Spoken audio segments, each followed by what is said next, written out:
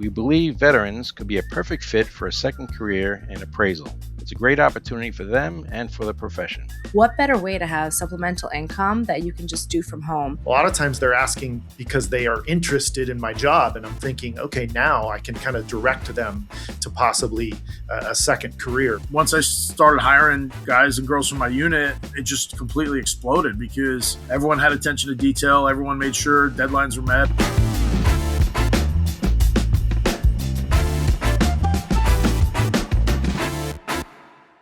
Welcome back to Face Value, a podcast from the Appraisal Institute. I'm Warren Boizot, your co-host. Military service requires discipline, integrity, and attention to detail.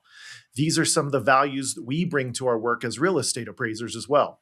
For veterans transitioning to civilian life, real estate appraisal offers a rewarding career path. Thank you, Warren. The Appraisal Institute has created programs to help veterans build new careers as appraisers. And today we're joined by Anthony Marmorale, the chair of the National Strategic Planning Committee, who will talk to us about some of the Appraisal Institute's goals in this space. And we're also joined by Anthony Legotti, a veteran who found appraisal as a second career. So welcome, Anthony, and I'm Antoni, your co-host. So for today, I will go by Tonia. So Tony and Anthony, can you please introduce yourselves and tell us a bit about your careers and your connection with this topic? Hello, everyone. I'm Anthony Marmorale, chair of the National Strategic Planning Committee of the Appraisal Institute. I've been in the appraisal world for over 40 years now. I started out in residential appraisal, specializing in the appraisal of co-ops and condos in New York City and high-end properties stretching from Montauk all the way to Manhattan. For the past 15 years, I've shifted gears and have been working as a commercial review appraiser for a major lender on Long Island. I earned my SRA designation back in 1990 and later achieved the AI-RRS designation in 2014. Honestly, the experience and knowledge I've gained through the Appraisal Institute have been invaluable. I've had the privilege of serving on every level of the organization, starting locally with the Long Island chapter, serving on several committees and the executive board, including president in 2007, then moving up to regional roles like CFO, vice chair, and chair of Region 4. On a national level, I've served on board of directors, the National Nominating Committee, Finance Committee, and now I'm honored to lead the Strategic Planning Committee. This year, the focus of SPC has been revisiting the pillars of the Appraisal Institute's strategic plan that was established in 2022. One area we really want to strengthen is membership. And here's something we're excited about.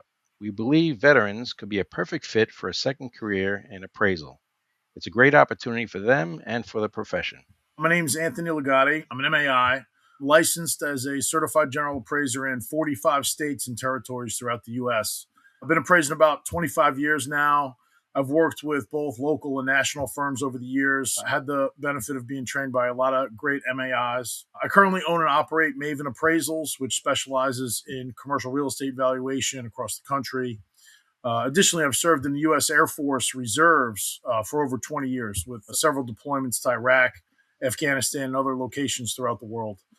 My military colleagues have been a great source of appraisers for my company. So, Anthony, what specific skills from your military career have brought you to work as an appraiser? So the appraisal process requires two things. It requires attention to detail and requires a systematic approach to solving problems. That's literally how the U.S. military operates. In the appraisal industry, if we miss a certain expense or a certain piece of income or anything like that, we'll have a completely different outcome. So I think attention to detail is a big key as far as what you learn in the military and how that carries over to appraising. And then secondly, a systematic approach to solving problems. Everything in the U.S. military has a checklist, has a guide, has a process that you're required to follow. And the appraisal process is very similar to that. When we were thinking about new membership, veterans just came out to be one of the best options because they have so many skills that young college students may not have. They've experienced so much that and developed skills that we couldn't emulate in a student who's just going to college and taking education. So we found that this would be a great source of new membership and that we could help them show them we appreciate their service by giving them opportunities which they may not know are available. The transition, I think, from military service into the appraisal field would probably be a very easy one, especially since they're so well adapted at meeting deadlines and reaching goals. So now in your firm, the company that you've created yourself, you have, are they active military or are they retired? Retired personnel is what I've been focused on. Most of them transitioning into a secondary career. A lot of military members sign up early on, either right out of high school or right out of college, and then are eligible for retirement around 40 years old and still very capable of a secondary career. Now, the big thing I noticed is many of those individuals at that stage of their life really want to become much more family oriented, and they want to be home and they want to be around their kids because they sacrificed for years, going off to war or traveling for training, things like that. So the appraisal industry is a great way for them to be able to be more family oriented, be home for those things that they missed for the years earlier while serving. I really took that model of working with successful people in the military. Specifically, I work in Air Force Special Operations. I work with Air Force pararescue men who are special operations medics that work with Navy SEALs and Army Special Forces. So people from this community are very talented, very well vetted, very highly motivated, and really capable of any task, right? They just need the skill set. So I took that kind of team environment that's been successful at my unit and brought it over into my business. So we attack appraisal projects as a team, not as an individual. Tony, you said a lot there. Let's try to break that down. So chapters have this funding that National is helping us with to outreach to individuals out there, including veterans. How would a chapter go about to outreach to veterans? How do you get them to reach out to their chapters and engage with the Appraisal Institute? With my affiliation with the Institute, obviously, I am promoting them to pursue a licensing, MAI designation, or other designations with the Institute. For example, I have several folks in Florida, so working with them to get involved with their local chapter there as they're working through the process. It's been kind of on an individual basis currently. I have some people that are a bit further along the process, been working with me for the last few years, that are about to become certified themselves. So as they're transitioning into certification, I'm able to focus on some newer folks that are kind of coming into the program. So a program like PRIA is something I definitely have some interest in the future, getting people involved in that. What better way to have supplemental income that you can just do from home? You can sit at home, on your couch, at a desk, behind a computer, in your car, at the cafe, wherever you want to go, and you could do work from anywhere and still collect your pension. We need to spread this word that there's a profession out there for people such as veterans or retired police officers and firefighters who have time on their hands, and they don't need to be working a 50, 60-hour work week. Appraisers are independent contractors in almost, a lot of cases. And retired veterans, retired law enforcement, they have a lot of benefits, pension, medical benefits, things like that make them very good to be independent contractors later in their career. They're not necessarily so concerned about a W-2 type job that has all those benefits. They've already earned that through their first career. So as an employer, that's been something that's been very beneficial too. What I was going to mention was the strong work ethic that veterans have is great as in the appraisal profession, because it's, the harder you work, the more money you make if you want to. And if you don't want to, you can relax and, take the assignments that you want. So, having it as a second career is a great opportunity for them, because it's not a restrictive 9-to-5 job where they have to show up every day. And this is, much more flexible for them to continue as a second career and, have much more valuable and interesting properties to appraise. Tony, in strategic planning, what are you guys doing to spread this knowledge to other veterans? We're trying to have a more regular process of going out to veterans offices, finding out where it is that we can meet with these veterans that are exiting military service. We're trying to gather as much information as we can, and I think the marketing is important. We need to have, and so the reason why I mentioned chapter innovation grant for chapters to help with the marketing, because it doesn't hurt to have the whole organization working on this rather than just one department in the Appraisal Institute. Tony, previously you had mentioned something about the national convention. There's going to be some sort of event for veterans. Can you talk to us a little bit about that? We usually highlight something there. We always have a keynote speaker. I think it's going to be a great opportunity for veterans to attend something like this so they could learn more about appraising and meet appraisers. And it's in Nashville. I got a couple things I can add. So in terms of like programs, I think there's a program that really needs to be looked at. It's called SkillBridge. And any member of the military, whether it's Army, Air Force, Navy, Marines, Coast Guard, Space Force now, when they're approaching retirement, the company can register for the SkillBridge program, and the military will release that member, if approved, 6 months prior to their retirement. So as an employer, you'll have the benefit of training this individual for 6 months before you have any sort of financial responsibility to them. The military will pay them their full salary and benefits during that transition period for you as the employer to potentially hire them. They intern, for that time period.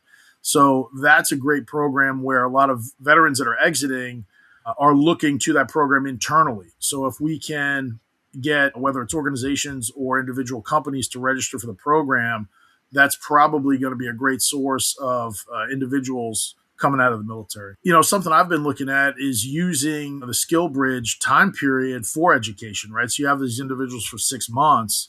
You could potentially use the first 75 hours you have them to help them get their apprentice license, and potentially even the first 300 hours you have them if you want to go through the entire education curriculum before you even start to do anything with them after that. They're on full release from the military.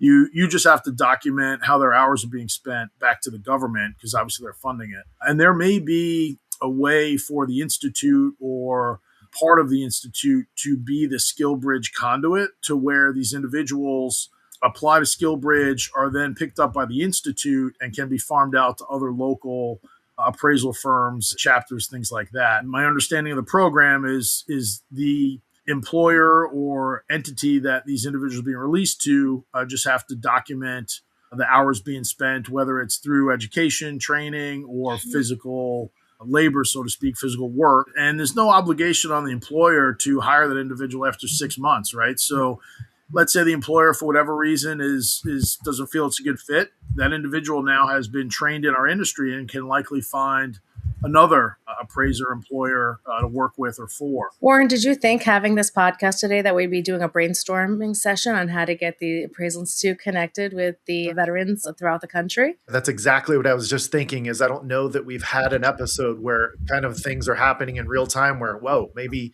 there's an idea here. Maybe between, like the SkillBridge and Perea, there's somehow the timing of all of it seems right and seems like it could mesh together perfectly. I'm just haven't had time to work it out. There's so much we could reach out to, that the government is huge, and there's so many other avenues that we should be tapping into.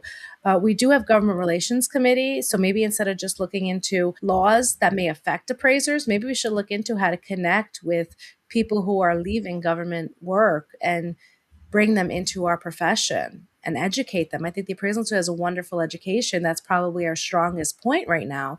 So if we can bring them into, again, we'll say the PREA program, and see how they do, and just educate more people on this topic, we can open up the world to a whole universe of appraisers out there. I agree. I really think that, again, military members can be a great transition. Everything requires a background check now, and ethics and standards and all these other things. All these military members have served by that for 20 years, with background checks and security clearances and things like that. So do either of you have any advice? If you could say one thing to a veteran out there, what would you say? Well, in terms of coming into this industry, I would say seek out other veterans. There's not a lot of veterans that I've come across in the industry, but if the few that have run into, myself included, I would definitely be more open to or interested in giving them an opportunity, versus just some random resume I might receive from some sort of online job board. It's any group, right? Whether it's military, sports, sorority, fraternity, there's always that level of familiarity, comfort, experiences that that individual has at least kind of been in your shoes or stepped in your steps, and you feel that you can at least you have a starting point with them versus a complete unknown. Yeah. Tonia, this episode was great today because as a residential appraiser being in people's homes, thinking about it, I'm a VA appraiser, not solely a VA appraiser, but I do a lot of VA appraisals. And I'm thinking now that probably the homeowners and borrowers that are most inquisitive about my job are on VA appraisals. And I just feel a little more equipped now when I'm going in. And a lot of times they're asking because they are interested in my job. And I'm thinking, okay, now I can kind of direct them to possibly a second career, because that happens very often in my world. So this is great. So one of the intentions of the Appraisal Institute is to show our appreciation. We're going to give discounts, but we're also trying to help out with veterans who want to come into the field with scholarships, and making it available to them as well, because we understand all they've gone through, and we appreciate all they've done, and we'd like to help them out in any way we can. One other thing to mention is military spouses has been a unique source of people for the industry, right? It checks a couple boxes, right? We want more diversity in the industry. The military spouses have been excellent because they share a lot of the same qualities and characteristics as their partners, right? That's kind of why they're together, and they understand all of the same things, although not serving themselves. They serve in a different capacity. And a lot of them have been very highly capable individuals that have put their personal careers on hold because they've pursued that role as a military spouse and traveled the country every 3 years when their husbands get reassigned, or in the Guard and Reserves have been limited to certain career choices because it has to be something that could be mobile, something like a nurse or a real estate agent or things like that, where the appraisal profession is a great opportunity for military spouses as well. It still helps the veteran family. And there's just, they wouldn't qualify for SkillBridge, let's say. So the military spouses may be better aligned for these scholarship type opportunities. Again, I bring up PREA again. When you're going through that program, it's not geographically specific to where you are. So somebody going through the program in Iowa is going through the same program as the person in California. So there's a good long period of time when we're going through the PREA program where it really doesn't matter where you are. You can be in a different state. And then when you finally do settle where you're going to be, then you can work on getting licensed in that state. But that's another good way that this might mesh perfectly with the PREA program. Tony, Anthony, thank you guys so much for your time. Honestly, didn't know what to expect from this podcast, and I think it was great. So, Tonia, if we have somebody out there that has another great idea for a podcast, how would they get that idea to us? You can reach out to us at the Appraisal Institute's website and face value at appraisalinstitute.org. Thank you both for joining us on the podcast today.